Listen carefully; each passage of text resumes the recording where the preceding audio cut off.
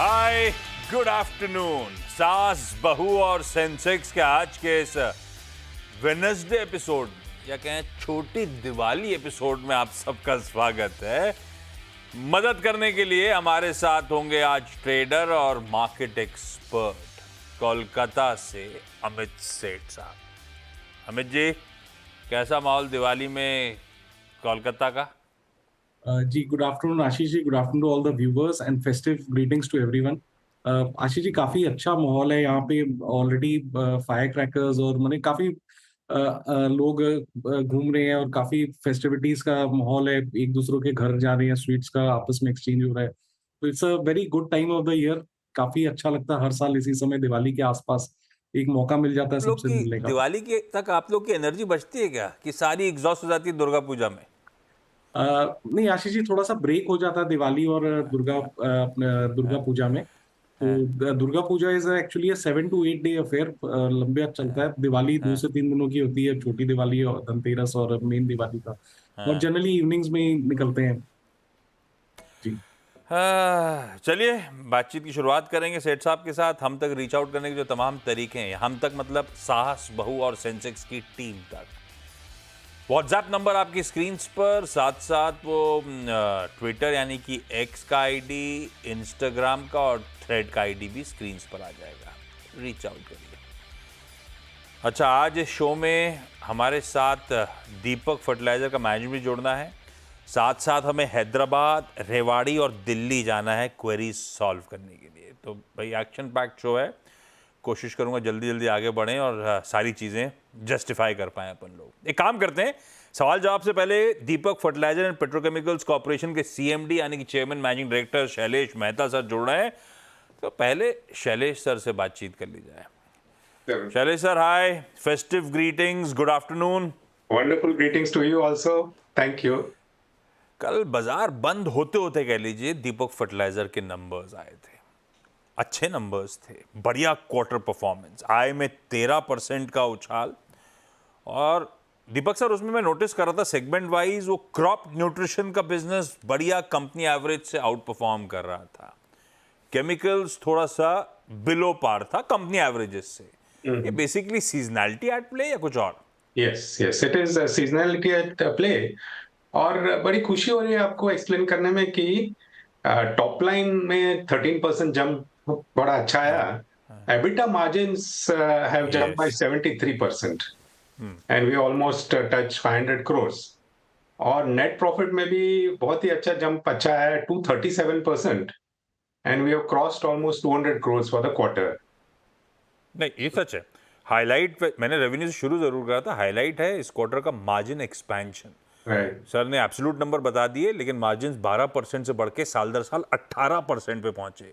600 basis points का expansion था। मदद कहां से मिली? सर, वो क्या बैकवर्ड इंटीग्रेशन जो आप लोग कर रहे थे वही बेनिफिट्स रीप कर रहा है या और भी कुछ है?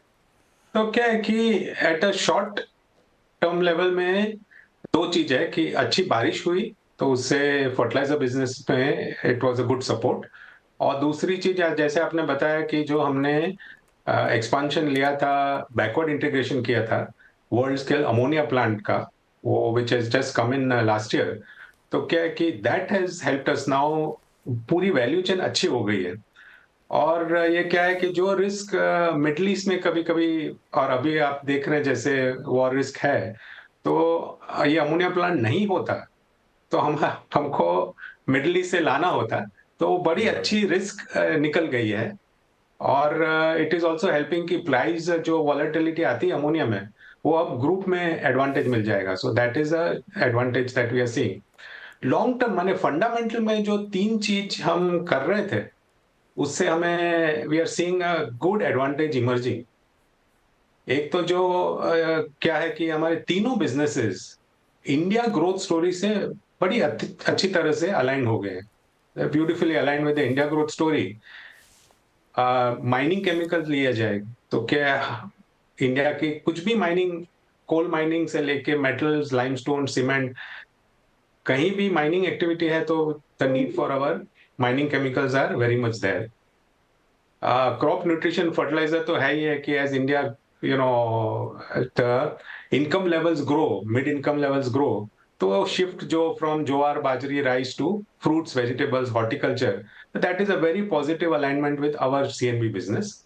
एंड इंडस्ट्रियल केमिकल्स में चाइना प्लस वन का जो चेंज आया है और जो शिफ्ट हो रहा है, India is moving toward more and more of speciality chemicals, तो ये तीनों is getting very good positive Tailwind from the India growth story. तो एक ही रहा बैकवर्ड इंटीग्रेशन, दूसरा रहा ये alignment with the India growth story, और तीसरा जो बड़ा ही अच्छी तरह से इट इज पैनिंग आउट कि जो हमारी एक स्ट्रेटेजिक शिफ्ट हो रही है तीनों बिजनेसेस में, जहां पे हम कमोडिटी से स्पेशलिटी और होलिस्टिक सॉल्यूशन की तरफ जा रहे हैं, तो that is giving a very positive traction. तो ये तीन चीज and from a long term perspective has been positive. Interesting. Amit ji, आप चार्ट रेडी रखना, मैं आऊँगा आपके पास। शैलेश सर, आपने क्योंकि कुछ केपेक्स की बात छेड़ी थी, तो वो जो टैन प्रोजेक्ट था टेक्निकल अमोनियम नाइट्रेट का, वो गोपालपुर, वो दहेज केपेक्स जो अपडेट्स थे, क्या प्रोग्रेस हुई? किन कमिश्निंग टाइमलाइंस पे आप लोग वर्क कर रहे हो? बेसिकली दोनों प्रोजेक्ट अच्छे चल रहे हैं। We are now almost a year and half away from commissioning, और दोनों प्रोजेक्ट से और भी स्ट्रेंथ बढ़ जाएगी, क्योंकि अमोनियम नाइट्रेट की जो कैपेसिटी एडिशन होगी, तो उससे we will become the global top 3 में for mining chemicals, technical ammonium nitrate के सेगमेंट में। और जो दहेज में नाइट्रिक एसिड आ रहा है, that will add to our nitric acid building block chemical है, जो it will add to our capacities. We will become Asia's largest in terms of industrial nitric acid in the chemical sector. और दोनों project अच्छे चल रहे हैं। They are all in a fast track execution mode. जाते जाते एक सवाल और, कुछ डेट आपने प्रीपे करी, मेरे ख्याल से 200 करोड़ रुपए के आसपास। कंवर्टिंग होना शुरू हुआ है डेट रेशियो, लेकिन क्या प्लान्स हैं, क्या रीपे करेंगे? इस समय बैलेंस शीट कैसी स्टैकअप हो रही है Deepak sir, Shailesh sir? Debt का क्या है कि majority of our debt is for projects, तो वो तो प्रोजेक्ट कॉस्ट में हमने पूरा का पूरा उसका इम्पैक्ट ले लिया है। It is not impacting our PNL. तो प्रोजेक्ट कॉस्ट का इंटरेस्ट कॉस्ट वगैरह सब टोटल प्रोजेक्ट कॉस्ट में ऑलरेडी कवर्ड है, और जैसे ही प्रोजेक्ट एग्जीक्यूट माने कमीशन हो जाएंगे और उसकी इनकम चालू हो जाएगी, उसके बाद वो प्रोजेक्ट के डेट की इम्पैक्ट पीएनएल में आएगी। So that way it is not impacting our PNL as such, it is already funded in the project cost. ना, बिल्कुल ठीक, बढ़िया नंबर्स थे। स्टॉक में ताबड़तोड़ तेजी ऑफ लेट देखने को मिली।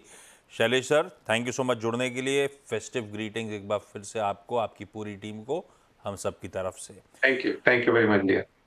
अमित जी, चार्ट्स कैसे? गजब का मूव दिखाया है ऑफ लेट दीपक फर्टिलाइजर ने।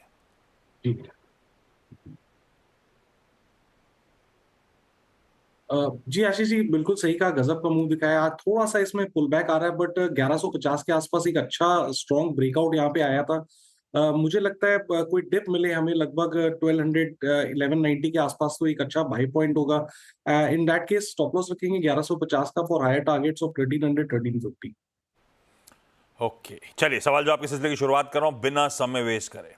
सब आपको आपकी स्क्रीन पे रेडी नजर आएंगे। हैदराबाद से श्रीदेवी जी के पास सबसे पहले चला जाए। Ma'am hi, good afternoon.